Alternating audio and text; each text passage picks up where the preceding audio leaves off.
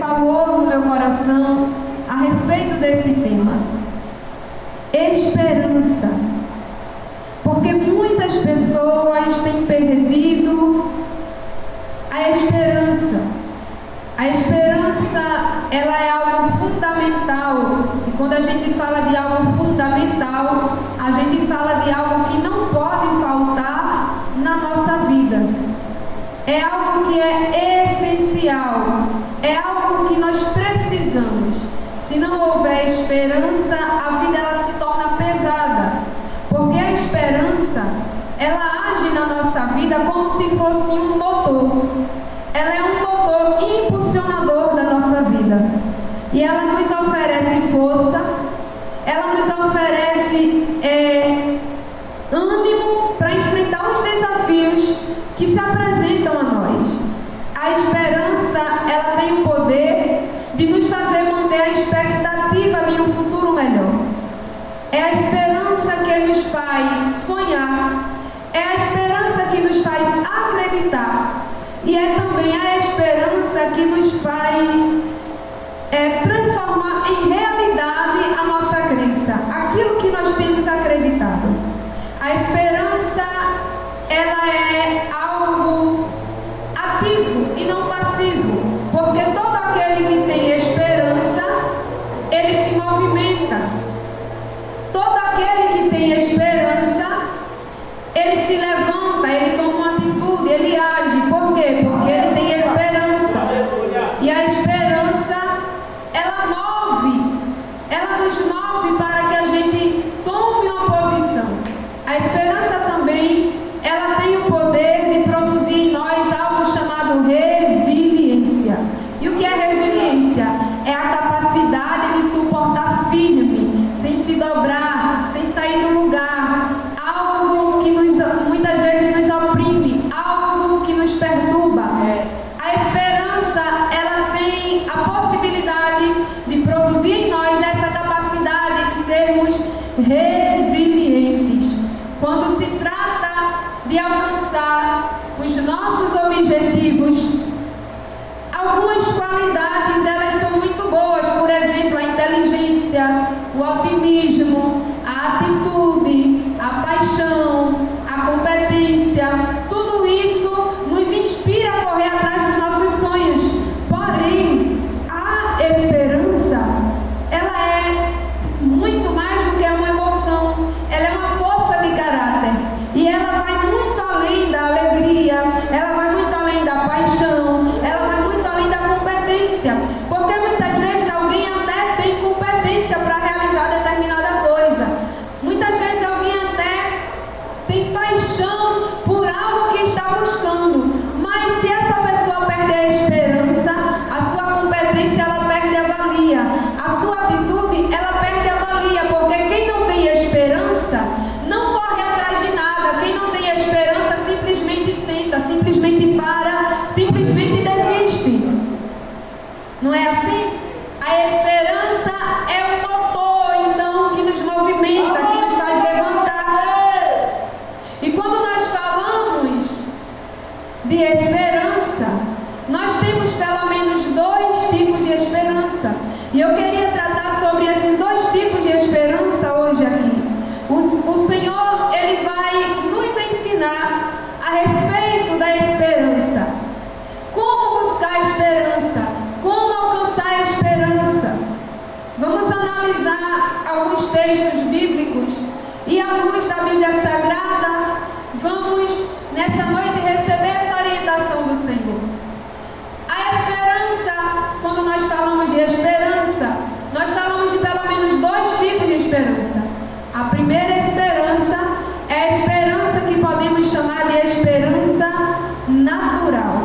O que é a esperança natural? A esperança natural, segundo o dicionário, se você for procurar lá no dicionário, esperança, está escrito que esperança é o sentimento de quem vê como possível a realização de algum sonho, de algum desejo.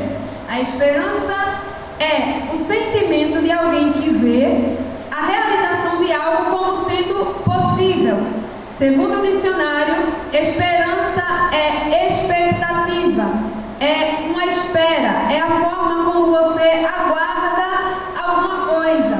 Esse tipo de esperança, chamada de esperança natural, ela está baseada nas circunstâncias da vida. Por exemplo, quando ao nosso redor as coisas vão bem, essa esperança ela está bem estabilizada. Por quê? Porque ela está firmada na circunstância. E se tudo está indo bem, se tudo está caminhando bem, logo a esperança natural ela está bem, porque não tem nada ao meu redor que desafie a minha fé, não tem nada ao meu redor que me faça não crer naquilo que eu estou buscando. A esperança natural ela está baseada naquilo que está ao alcance dos meus olhos. Muitas vezes ela é baseada, por exemplo, no homem. Eu posso citar aqui um exemplo dos tempos de eleições. Quantas pessoas carentes, quantas pessoas necessitadas que em tempo de eleição recebem uma promessa do homem dizendo: eu vou fazer isso por você, eu vou fazer tal coisa por você, eu vou colocar você dentro de tal empresa, eu vou ajudar você na sua casa, eu vou te conseguir uma cirurgia, eu vou te conseguir determinada coisa. E quantas pessoas estão com a esperança depositada no homem e quando menos espera ela é frustrada, porque o homem promete e o homem não cumpre, o homem fala e o homem não faz aquilo que ele disse que ia fazer. A esperança natural ela muitas vezes também está baseada na nossa finança. Muitas vezes nós confiamos no emprego, no salário, e a gente diz assim: eu vou realizar determinada coisa, eu vou comprar um imóvel, eu vou comprar um carro, eu vou comprar uma casa, eu vou comprar determinada coisa, eu vou pagar a cirurgia de um parente que está precisando, está difícil pelo SUS, mas eu tenho. Então a gente deposita a nossa esperança no nosso salário, na porta de emprego que está aberta. Porém, a porta de emprego que está aberta, muitas vezes ela é hoje e amanhã não é. E esse é o problema da esperança natural. É porque se um dia a porta se fecha, aquilo que nos trazia esperança logo vai embora. E aonde é que a gente vai firmar a nossa esperança? Se as coisas daqui da terra, ela normalmente vai nos decepcionar. A esperança natural é boa, sim, é importante ter, sim, mas ela não é eficaz. Em algum momento da vida, ela vai nos decepcionar. Em algum momento da vida, ela vai nos desapontar. E isso porque a palavra de Deus diz que aqui na terra tudo passa. Nada aqui na terra é eterno. Nada aqui na terra é para sempre. Então, quando nós firmamos a nossa esperança nas coisas que são terrenas, quando nós firmamos a nossa esperança em um objeto, em um emprego, no homem, no patrão, no político, em algum momento nós vamos ser decepcionados. Por quê? Porque tudo aqui na terra é passageiro. A Bíblia vai nos dizer que é melhor confiar no Senhor do que confiar no homem. A Bíblia vai nos dizer que é melhor confiar em Deus do que confiar nos príncipes. Quando nós falamos de príncipes, nós estamos falando de homens que são poderosos, de homens que têm poder, que têm autonomia de realizar coisas que muitas vezes nós não podemos. Mas a Bíblia está dizendo assim: olha, é melhor você confiar no Senhor do que confiar nesses príncipes. E por que a Bíblia nos orienta a isso? Os salmos que nós lemos, Salmo de número 146, no verso anterior ao que nós lemos, que é o verso de número 4, ele vai falar que sai-lhes o espírito e torna para a terra, e naquele mesmo dia perecem os seus pensamentos. Do que é que o salmista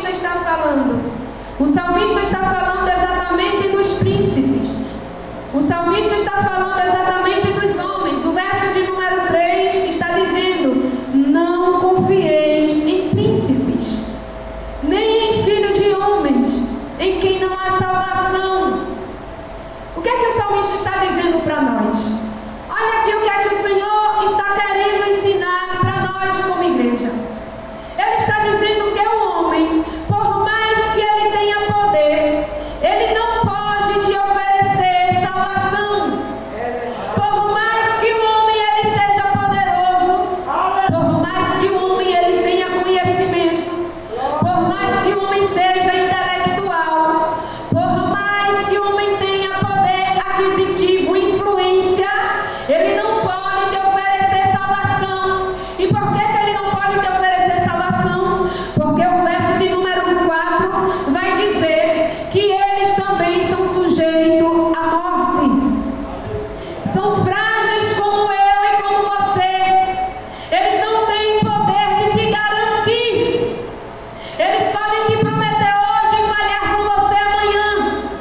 Mas ele também pode te prometer hoje e amanhã o Senhor pode tirar a sua vida. E o que é que ele vai poder fazer por mim? O que é que ele vai poder fazer por você? Ele está dizendo aqui: sai-lhes o espírito. Ele está falando de morte. Ele está dizendo assim: os príncipes, eles podem até ser poderosos, mas eles também vão tombar, eles também vão morrer, eles também vão perder a vida. E no momento em que eles perderem a vida, ele diz assim: sai-lhe o espírito, e naquele mesmo dia os seus pensamentos perecem. Ou seja, os seus propósitos, os seus projetos que ele traçou para fazer alguma coisa por alguém, naquele mesmo dia acaba. Porque o poder da vida e da morte não está na mão deles, está na mão de Deus. Então, não coloque a sua esperança no homem. É bom ter a esperança natural, como eu falei, mas ela por si só, ela não é suficiente. Porque o homem, ele não tem autoridade nem poder para te garantir nada. Ele é falível, ele é carne. A Bíblia vai dizer que os nossos dias são curtos. Estamos vivos hoje e não sabemos no dia de amanhã. De repente o homem ele não vem a falhar com a sua palavra. Mas se o Senhor quiser o tomar para si, a grande pergunta é: aonde é que nós estamos depositando a nossa esperança? Bem-aventurado aquele que tem o Deus de Jacó por seu auxílio. Verso de número 5, no Salmo 146. Bem-aventurado aquele que tem o Deus de Jacó por seu auxílio, e a sua esperança está posta no Senhor. Olha o que o salmista está dizendo. Ele está dizendo para nós que feliz, bem-aventurado, feliz é aquele que tem o Deus de Jacó por seu auxílio. Ou seja, bem-aventurado é aquele que tem a Deus como seu ajudador, que tem a Deus como a sua rocha, como a sua segurança, como a sua proteção. Por que ele é feliz? Porque quando nós depositamos a nossa esperança no Senhor, a Bíblia Sagrada vai dizer que ele não decepciona. Porque ele é Deus que fala e cumpre. Aleluia. Livro de Números vai dizer para nós que ele não é homem para que minta, e nem filho de homem para que se arrependa. Então nós vamos entrar agora em outra esperança, que é a esperança chamada de esperança espiritual. Essa esperança espiritual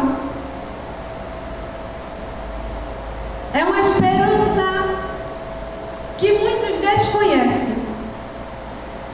No grego, ela se chama elpis, que quer dizer certeza. E no hebraico, esperança é tikvah, que significa uma expectativa confiante, que é baseada na fé e baseada em uma relação íntima com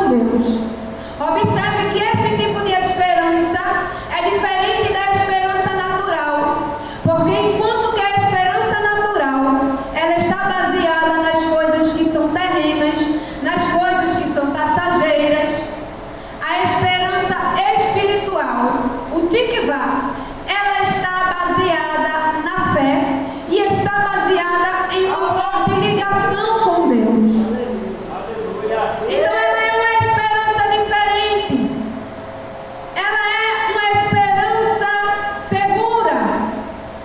Porque ela é uma esperança que sugere uma certeza. Ela não abre brecha para dúvida. É uma certeza. A esperança espiritual, ela está baseada na fé, na forma como nós cremos em Deus.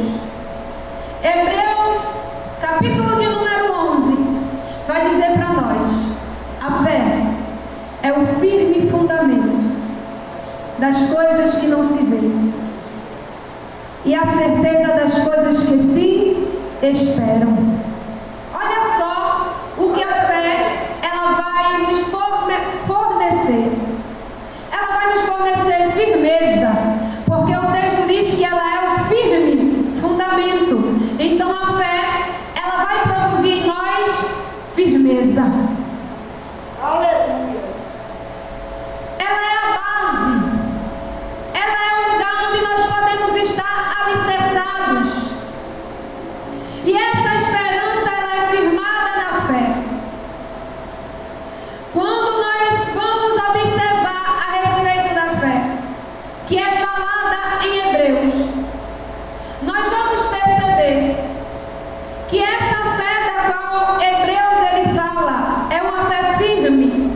É a maneira como nós nos agarramos a Cristo. É a maneira como nós cremos em Cristo. Como nós entendemos que Cristo ele pode trabalhar a nosso favor.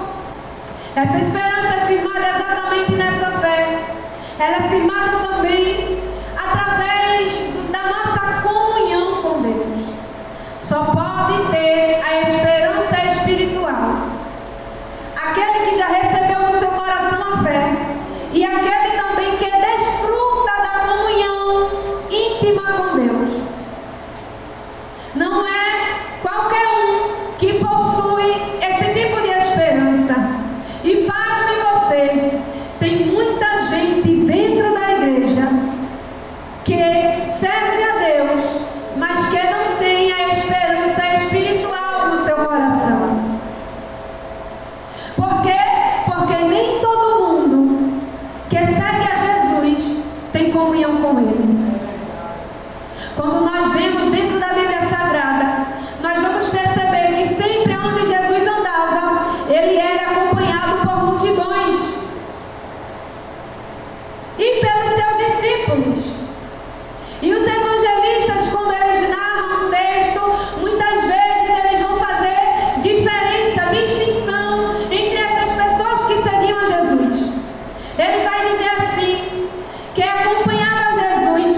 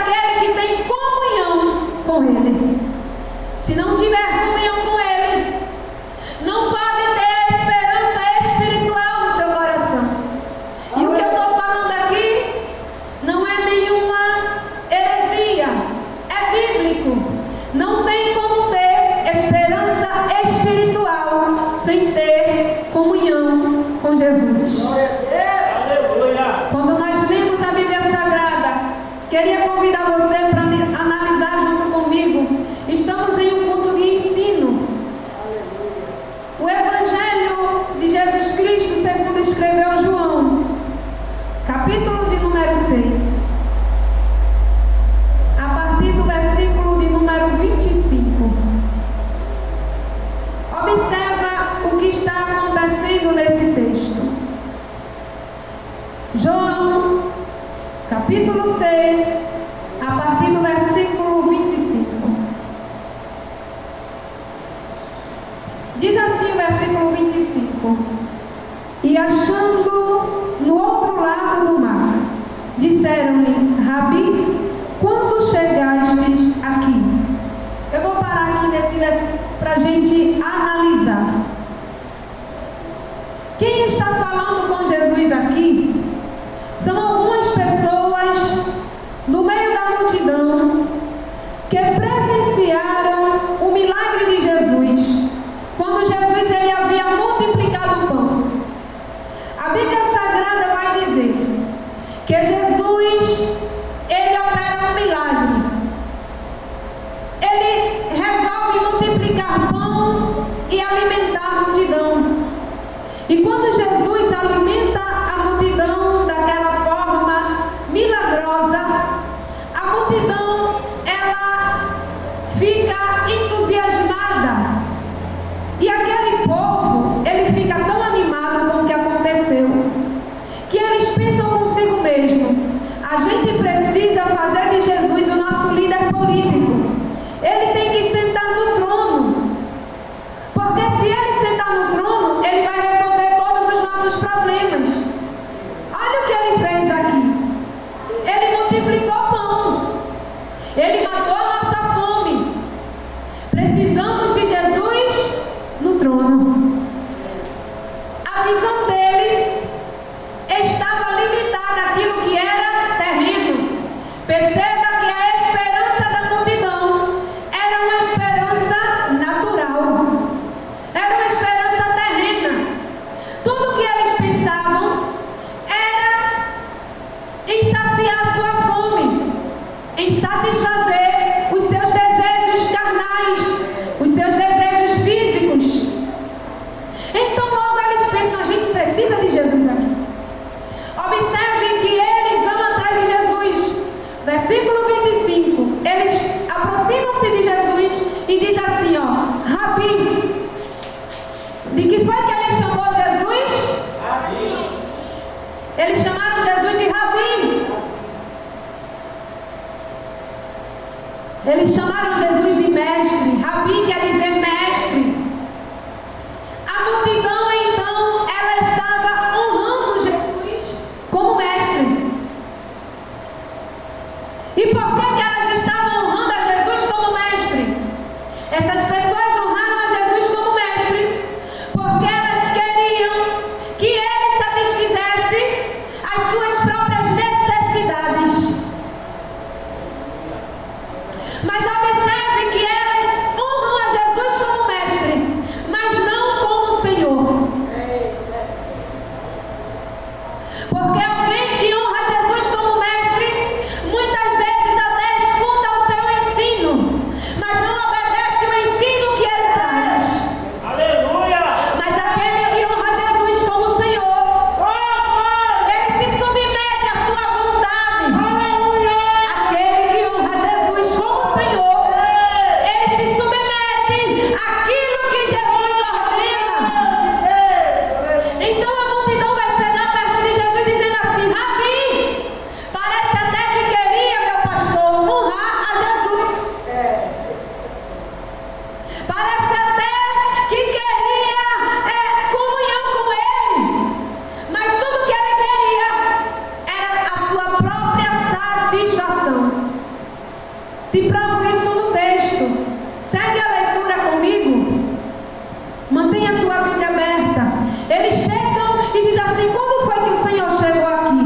Aí o versículo de número 26, Jesus vai responder a eles, dizendo assim: na verdade vos digo, que me buscais não pelos sinais que vistes, mas porque comestes pão e vos saciastes. Perceba que Jesus nem sequer se preocupa de responder a ele como foi que ele chegou, porque a multidão diz assim: como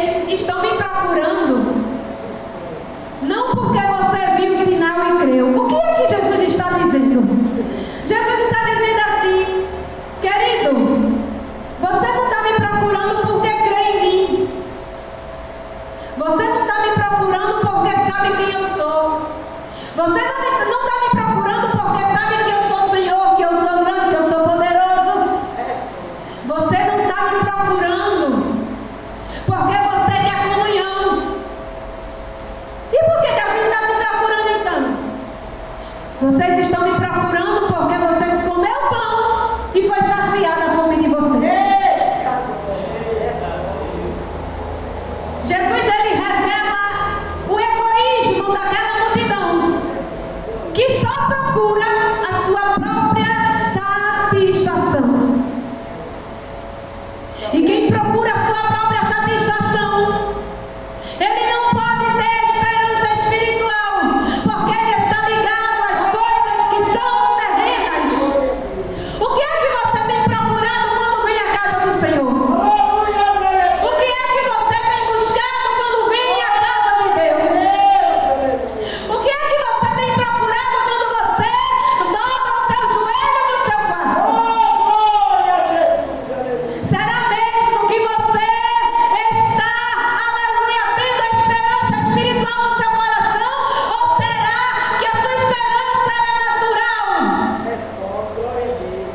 Será que a sua esperança ela está firmada em coisas que são terrenas?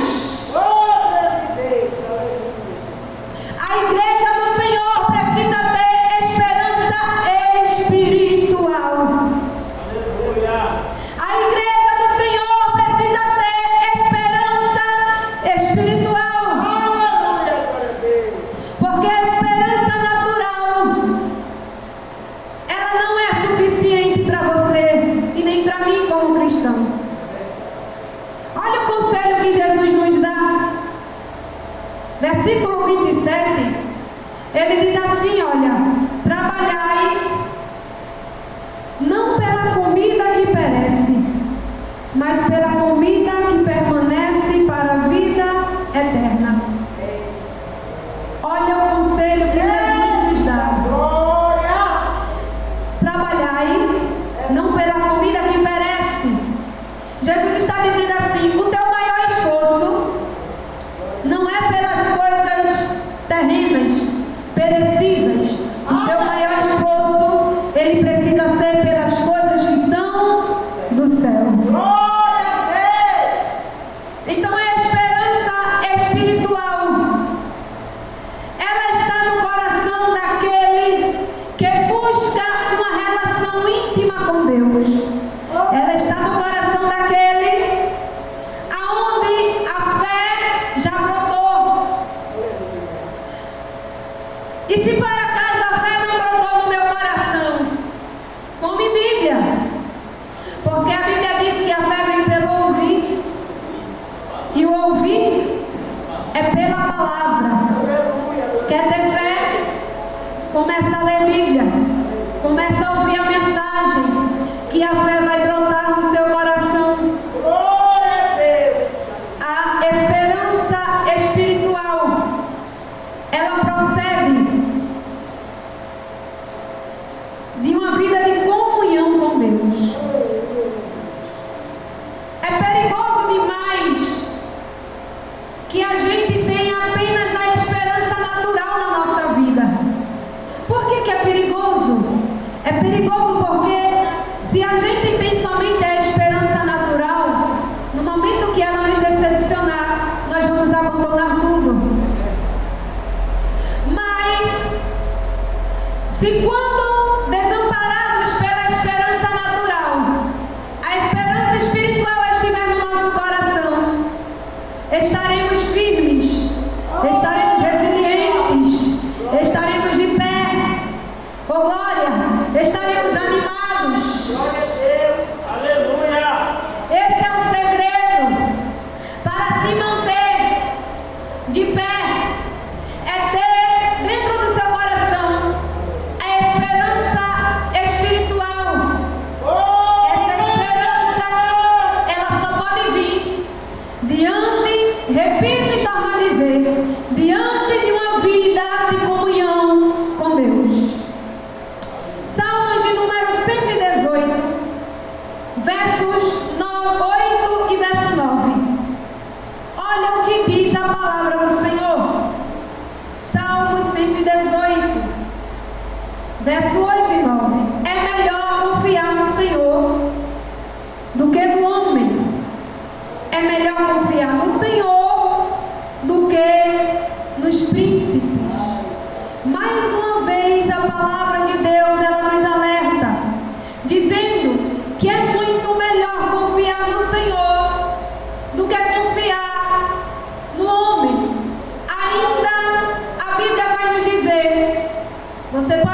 aí na sua Bíblia, livro de Jeremias, capítulo 17, versículo 5 e versículo 9.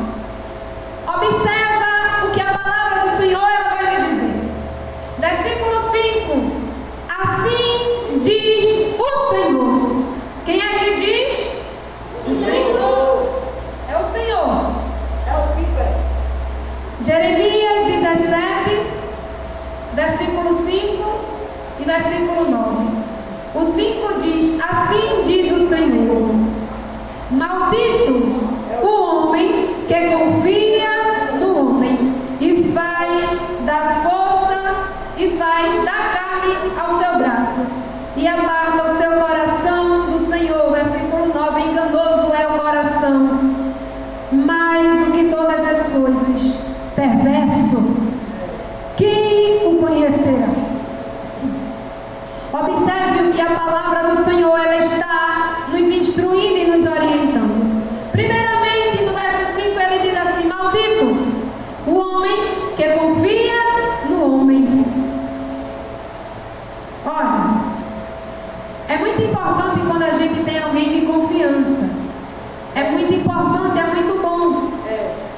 Não é muitas vezes um acesso a um lugar, algo que alguém possa nos ajudar. Quando a gente se vem aperto, aquela pessoa de confiança. Quando a gente está triste, eu queria conversar, mas aquela pessoa de confiança, eu vou procurar ela. Coisa boa. Mas é errado? Não, não é errado. É bom e é o Senhor quem nos dá. A Bíblia diz que há amigos que são mais chegados do que o irmão. Não é errado. O que é que o texto está dizendo aqui? Que é maldito o homem que confia no outro homem? Não, não é isso que o texto está dizendo. Lê direito. Maldito o homem que confia no homem. Sabe o que é que a Bíblia está dizendo? Ela está falando que maldito é aquele que confia em si mesmo. É isso que a Bíblia está falando. Homem aqui está falando da nossa natureza. Maldito homem, maldito ser humano. Confia nele mesmo. Que confia no próprio ser humano, nele mesmo. Sabe por quê? Porque muitas vezes nós somos falhos. Às vezes a gente faz coisa que a gente mesmo se admira e diz: eu não acredito que eu fiz isso. A nossa natureza é caída. É bem verdade que nós já fomos alcançados pelo Senhor, lavados no seu sangue. Mas deixa eu te dizer uma coisa: você continua sendo frágil. Você continua sendo sujeito ao pecado. Aleluia. A pecar. Ao pecado não, porque nós agora estamos sujeitos a Cristo, debaixo da sujeição dele. Mas ainda estamos nesse corpo de carne. E o apóstolo Paulo ele disse assim: quem me livrará do corpo da morte? Quem me livrará desse corpo aqui carnal? O apóstolo Paulo ele disse assim: o bem que eu quero fazer eu não faço. Agora o mal que eu não quero fazer, quando menos espero, eu já fiz. O apóstolo Paulo ele foi um dos maiores apóstolos. Foi quem mais escreveu cartas na Bíblia. Paulo, um grande missionário, um grande pregador, um grande apóstolo. E ele está abrindo a boca e dizendo: o bem que eu quero fazer, eu não faço. O que é isso que Paulo está dizendo? Ele está dizendo que existe uma guerra espiritual que é batalhada dentro de nós. Ele está dizendo que ele não é perfeito, que eu não sou perfeito, que você não é perfeito. Ele está dizendo que nós tropeçamos. Ele está dizendo que nós somos carnes. E carne peca. E carne falha. E carne padece. E carne desce à sepultura. Maldito homem que confia em si mesmo. Quantas vezes a gente não faz planos confiados e baseados na nossa própria força, na nossa própria capacidade? Quantas vezes alguém sobe ao altar e diz assim: hoje eu vou pregar, hoje eu vou arrasar, não porque eu sou bacharel em teologia, eu sou doutor em divindade. Aí sobe no altar confiando em si mesmo, na sua capacidade. Aí os céus olham para ele lá de cima e dizem assim: é, filhinho, tá certo, vou sentar aqui e esperar você fazer. Aí ele soa a camisa, ele grita, fica rouco, perde a voz, rodopia, faz tudo e não desce a graça, porque não depende de você, querido. Não dá para confiar no anel que fica no dedo. Não dá para confiar na formação se não for a graça dele.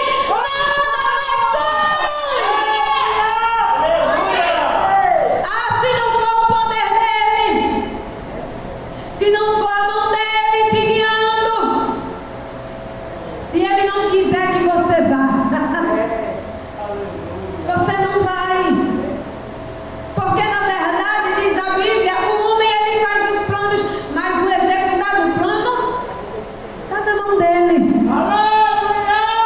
Maldito o homem que confia em si mesmo e que faz da carne, mais uma vez, expressão da nossa natureza caída, e que faz da carne o seu braço, ou seja, o que faz dessa natureza que é tão frágil como se fosse a sua força e a sua proteção. Certa vez, Jesus ele contou uma parábola a respeito de um homem rico, e ele disse que aquele homem rico, a sua vinha começou a dar muitos frutos, de maneira que ele, confiado na sua riqueza, ele disse assim: o que é que eu vou fazer? Deu tanta uva, deu tanta plantação, que o meu celeiro se tornou pequeno. Já sei, eu vou derrubar o celeiro, vou construir outro maior, vou arquivar tudinho, vou guardar tudo lá dentro, e depois é só gozar. Vou dizer para minha alma: come, bebe, goza, festeja, porque tu tem tudo que tu precisa por todos os teus dias. Aí Jesus conta que esse homem ele fez isso. E quando ele faz isso, ele derruba os seus celeiros, ele constrói outros maiores, ele armazena a sua riqueza e, confiado na sua riqueza, esperança natural, perceba. Ele diz assim: agora, alma minha, come, goza, casa, festeja, tem tudo para viver. Aí uma voz brada do céu e fala assim com ele: louco, essa noite a tua alma vai ser perdida. O que tu tens preparado aí? Para quem será? Olha só que coisa séria. Quando a nossa esperança ela está firmada em nós mesmos, quando a nossa esperança está firmada no nosso próprio recurso, no nosso próprio poder, na nossa riqueza, na nossa capacidade, nós somos surpreendidos e para os céus nós somos tidos como loucos. Por que louco? Porque tudo perece e Deus está dizendo a você: é loucura confiar a sua vida nas coisas que são terrenas. Aleluia! É loucura confiar a sua vida nas coisas que são perecíveis, porque nada disso pode te garantir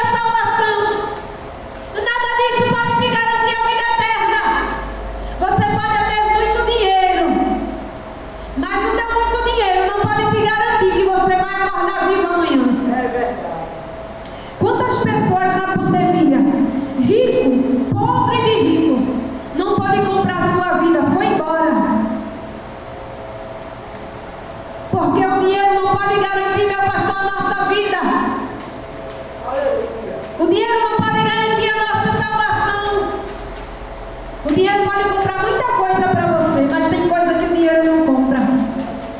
O dinheiro não compra paz. O dinheiro não compra felicidade. O dinheiro não compra caráter. O dinheiro não compra comunhão com Deus. O dinheiro não compra a presença do Espírito Santo. Oh, glória! O dinheiro não compra unção. O dinheiro não compra equilíbrio. Ai, meu Deus. Certa vez alguém chega diante do apóstolo e diz assim: apóstolo Pedro, olha, eu vou te dar aqui esse dinheiro para você me dar um pouquinho dessa unção para eu poder colocar a mão sobre a cabeça de alguém. O apóstolo Pedro vai olhar para ele e diz assim: o seu dinheiro seja para a tua perdição, porque a unção não se compra. Tem alguém confiando no poder e esquecendo de confiar no poder que realmente importa. É por isso que muitas vezes, até mesmo dentro da igreja, nesse ambiente que tem uma atmosfera de fé, tem gente que não tem conseguido desenvolver a esperança espiritual. Porque ele não sabe o tamanho do Deus que ele serve. Ele ainda não conheceu a Deus. Ele está como os discípulos, quando Jesus acabou a tempestade, e os discípulos ficam assim, boca aberta, dizendo: quem é esse? Anda com Jesus e não sabe quem ele é. Vê os milagres de Jesus, mas não conhece quem é ele. A esperança espiritual, ela é fruto do coração que busca conhecer o Senhor. A palavra de Deus, ela vai nos dizer: o meu povo perece, diz o Senhor, porque lhes falta conhecimento. Enquanto menos a gente conhece a Deus, menos esperança nós temos. Enquanto menos a gente conhece a Deus, menos a gente tem esperança. Mas aquele que conhece o Senhor, ele tem a sua esperança posta no Deus de Israel, e ele é firme, porque a Bíblia Sagrada, ela vai nos dizer no livro dos Salmos, aleluia, ela vai dizer que aquele que confia no Senhor, ele é como o Monte Sião. Como que é o Monte Sião? Ele não se abala, ele permanece para sempre. Aquele que tem a sua esperança confiada no Senhor, ele não se abala, ele fica firme. Quer ter esperança espiritual? Comece a buscar o conhecimento do Deus que você diz servir. Mateus 24:35. A palavra do Senhor, ela vai nos dizer assim: o céu e a terra passarão, mas as minhas palavras não hão de passar. A esperança natural, ela acaba. Por quê? Porque o céu e a terra passam. Mas a esperança espiritual, ela permanece. Por quê? Porque ele diz: as minhas palavras não hão de passar. Apocalipse 22:13. Ele diz assim: eu sou o Alfa e o Ômega. Eu sou o princípio e sou o fim. Eu sou o primeiro e também sou o último. Deus é aquele que esteve presente desde o princípio e antes de todas as coisas existir. E é aquele que vai estar por toda a eternidade. Ele não tem fim. Ele é eterno. Para se ter a esperança espiritual, é necessário que conheçamos a Deus.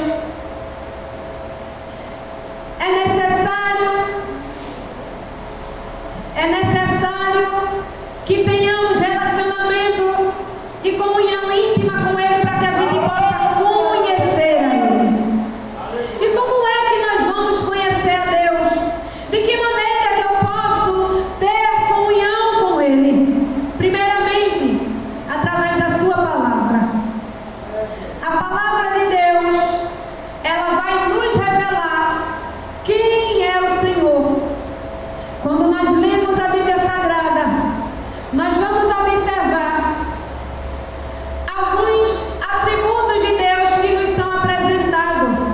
Evangelho de João, capítulo de número 4 e versículo de número 24, nós encontramos na palavra do Senhor a seguinte expressão: Deus é Espírito.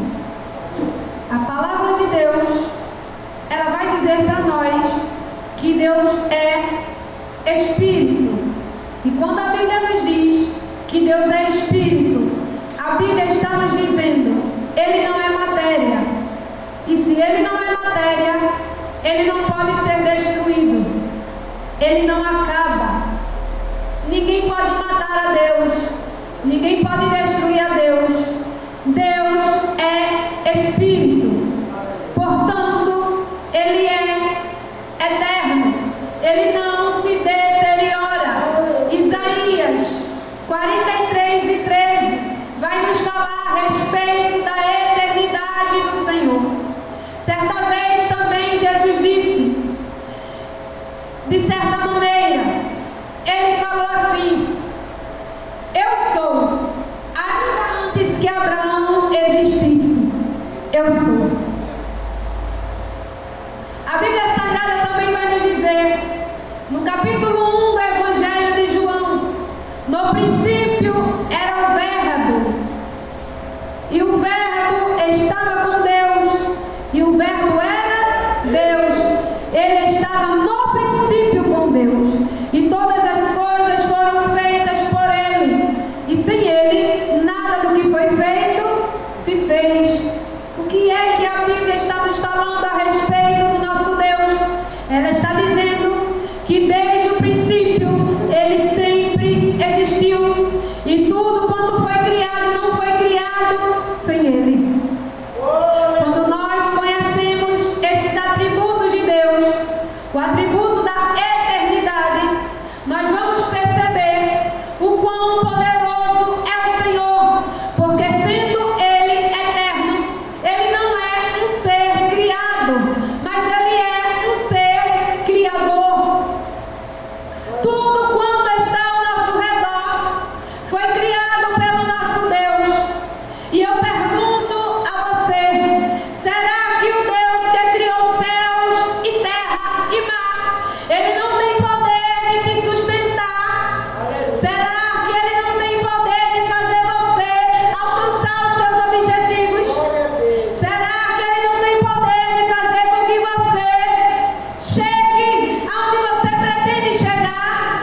Será que Ele não tem poder de conceder o pedido do teu coração? O que é para Deus a nossa dificuldade? O que é para Deus atender uma oração que nós fazemos? Se Ele é aquele que é do tudo Ele fez, do nada Ele fez tudo. Um outro atributo de Deus é a onipotência. Um versículo que a minha filha ela gosta muito é o versículo de Lucas 1:37.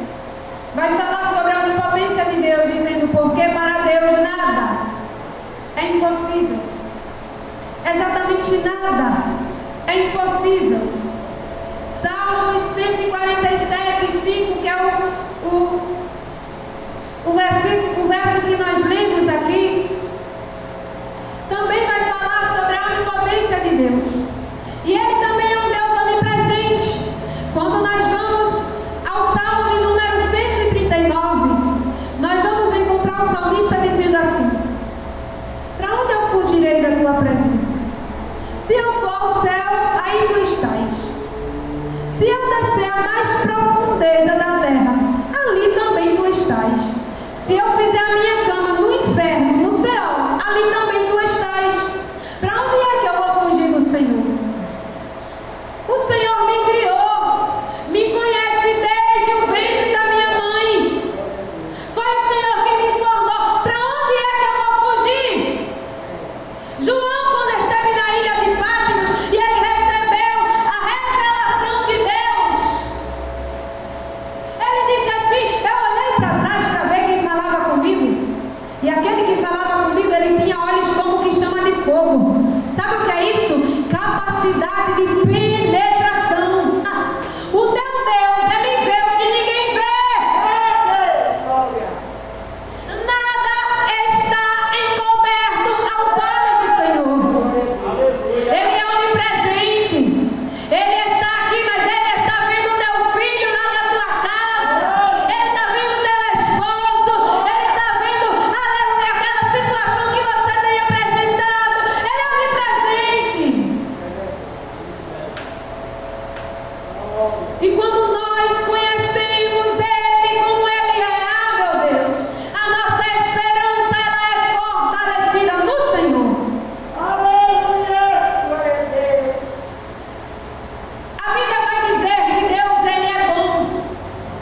que Deus ele é justo, que Deus ele é misericordioso, que Deus ele é amor, que Deus ele é santo, que Deus ele é verdade. E tantas outras coisas que quando nós lemos a Bíblia Sagrada, nós vamos conhecer a respeito do nosso Deus. A esperança espiritual, ela brota no nosso coração a partir desse conhecimento. Mas eu devo dizer a você que o conhecimento do qual eu estou falando é muito mais do que um conhecimento teórico. Ele não pode ficar simplesmente nas palavras.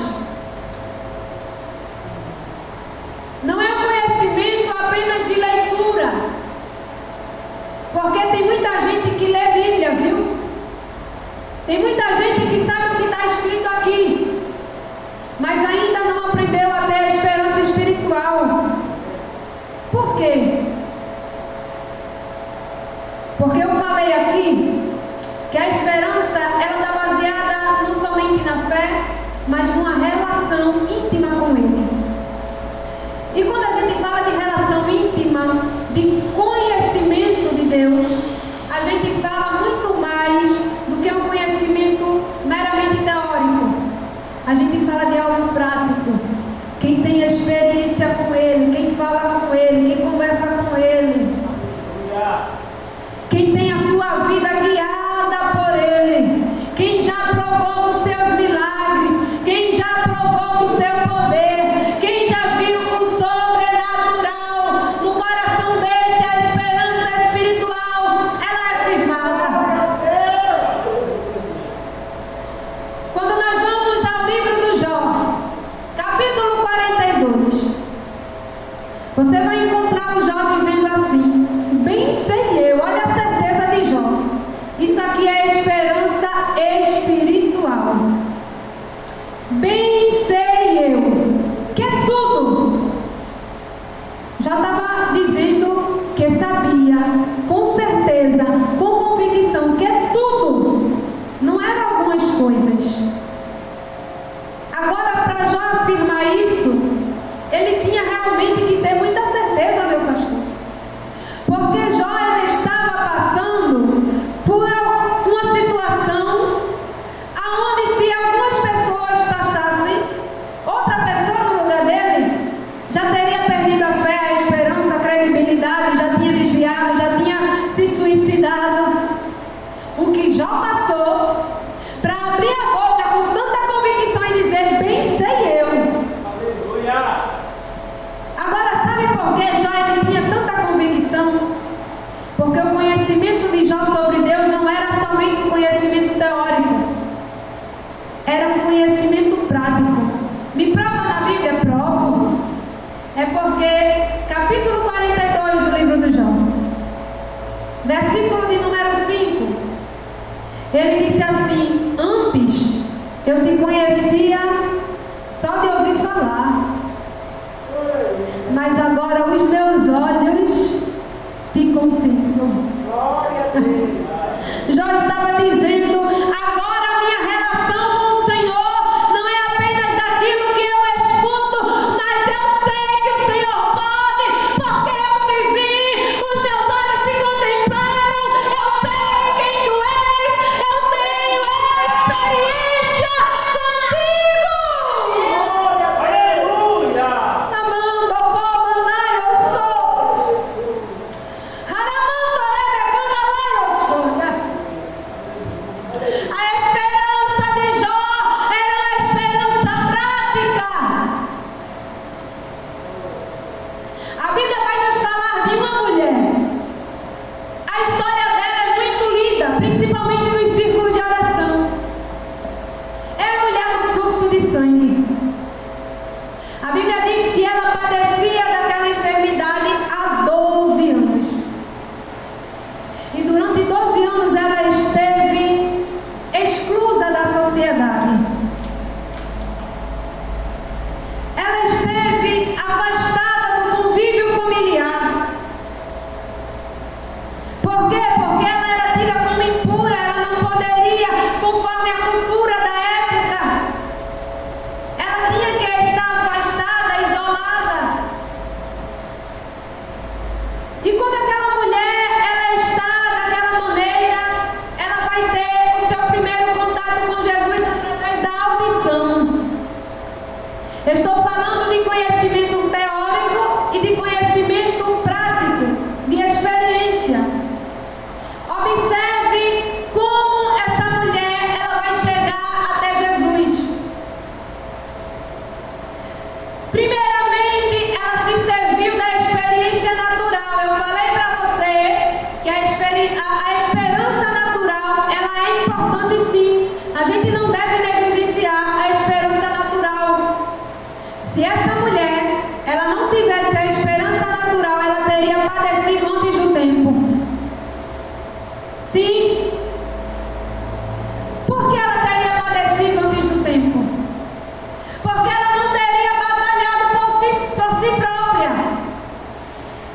Porque a Bíblia vai dizer que ela gastou tudo quanto ela tinha com o médico. Para quê? Para conseguir a cura. Por que ela faz isso? Porque ela tinha esperança. Que tipo de esperança que ela tinha nesse primeiro momento? A esperança natural. Ela dizia, eu tenho condições, então eu vou procurar um médico. O médico vai poder me ajudar. Esperança natural. Perceba, você vai perceber no desfecho da história dessa mulher o quanto a esperança espiritual ela é fundamental na nossa vida.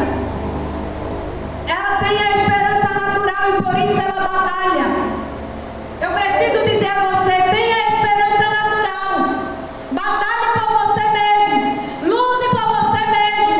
Guerreie por você mesmo. Faça alguma coisa por você. Ela batalhou. Ela pagou o médico. Mas chegou um dado momento que o dinheiro acabou. Por quê? Porque é perecível. Porque acaba. E quando o dinheiro acaba, ela vai ter o seu primeiro contato com Jesus. E o primeiro contato dela com Jesus não foi quando ela tocou na orla dele. Não é heresia. O primeiro contato dessa mulher com Jesus foi auditivo. A Bíblia diz que corria as notícias que dizia que Jesus ele curava. Marcos ele registra no seu evangelho que algumas pessoas andavam comentando de que quando se tocava na roupa dele era curado. Percebeu como foi que a mulher foi curada? Ela tocou aonde? É que ela tinha ouvido falar que algumas pessoas foram curadas por tocar na roupa dele. Quando a gente lê a Bíblia, a gente vai encontrar isso. Aquela mulher não foi a única que foi curada pelo toque da veste de Jesus. Sabia disso? Ela ouve a notícia, olha, quando se toca na roupa dele é curado, ele é tão poderoso. Esse foi o primeiro contato dessa mulher com Jesus. Ela tem um contato auditivo, experiência teórica. Guardou. Quando nós lemos a palavra e guardamos, olha aqui, a esperança espiritual começa a ser gerada no teu coração. Pega a palavra nessa noite. Guarde a palavra que o Senhor está liberando sobre você. Ele está dizendo, o seu Deus não é menor do que o problema que você está enfrentando. O seu Deus, ele é poderoso, ele é justo, ele é forte, ele é misericordioso. Guarda a palavra de Deus. Quando ela guarda, a esperança espiritual começa a brotar. A esperança natural ajudou ela até ali, mas dali pra frente tinha que ser espiritual. Ela guardou.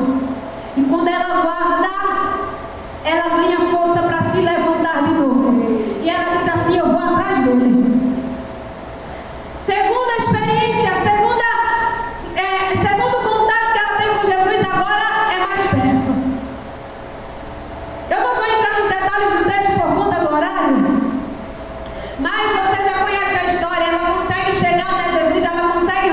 prontidão. E quando ela toca na orla, ela é curada. Mas observa, esse é o segundo contato dela. Ela logo se estanca o seu fluxo. E o que é que ela faz? Ela vira as costas para ir embora. Não é? Ela vira as costas para ir embora. Porque tudo que ela buscava era a cura do seu fluxo. E quando ela sentiu que estancou, ela disse: pronto, já posso ir. Mas existia algo dentro daquela mulher que estava tão enfermo quanto o seu corpo. A sua alma. Ela viveu muito tempo excluída. Ela estava ferida. Ela estava machucada. E Provérbios vai dizer: a esperança demorada adoece o coração. Quanto tempo aquela mulher esperou? 12 anos. O coração dela estava ferido, estava amargurado, estava triste. Aí ela vai ter um terceiro contato com Jesus, que é quando ela está tentando ir embora e Jesus vai dizer assim: epa, quem me tocou? Ela vai voltar e vai dizer: fui eu. O que é que Jesus vai falar para ela? Ele vai dizer assim: filha,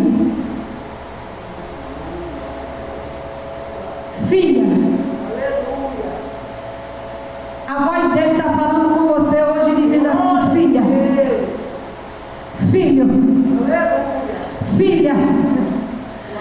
filho, sabe o que é que ele estava dando para aquela mulher? Amor de pai, que ela nunca mais tinha tido. Ele estava curando o seu emocional. Ele estava curando o seu coração. Nunca mais ninguém te chamou assim, mas eu te chamo filha. Oh, glória. Filha, e ele cura o seu coração. Mas Jesus ainda vai fazer mais alguma coisa por ela. Ela recebe 3 curas: a cura física, a cura do coração e a cura da alma, porque ele vai dizer assim: a tua fé te salvou. Ele não disse a tua fé te curou, porque ela já tinha recebido a cura através da virtude dele, mas ele disse assim: a tua fé te salvou. Quando nós temos a experiência com ele, a esperança ela brota no nosso coração e nós recebemos o milagre da sua parte.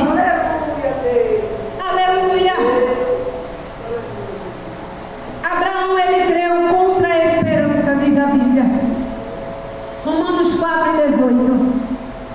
Ele diz assim: o qual em esperança creu contra a esperança. Olha o que a Bíblia está falando a respeito de Abraão.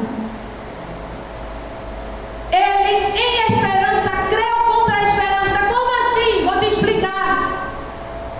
É que Abraão, ele tinha recebido uma promessa de Deus. E qual foi a promessa? Você vai ser pai de muitas nações. Ele recebeu essa promessa, mas a sua esposa, ela era estéril. Era velha, avançada em idade. E Abraão também estava velho. Então, as circunstâncias ao redor dele diziam assim: ser pai? Vai nada. Só que existia uma promessa. E a promessa saiu da boca daquele que não falha. Saiu da boca daquele que não mente. Então a esperança natural de Abraão, ela estava frustrada. Frustrada pelo quê? Frustrada pela velhice, frustrada pela debilidade, frustrada pela esterilidade. Aleluia. Aí o que a Bíblia vai dizer? Vai dizer que Abraão, ele creu contra a esperança. Contra que esperança? Contra a esperança natural, porque a natural não existia. Mas ele creu porque havia uma promessa. Ele creu contra a esperança. Como lhe fora dito que seria pai de muitas nações. Sabe por que Abraão, ele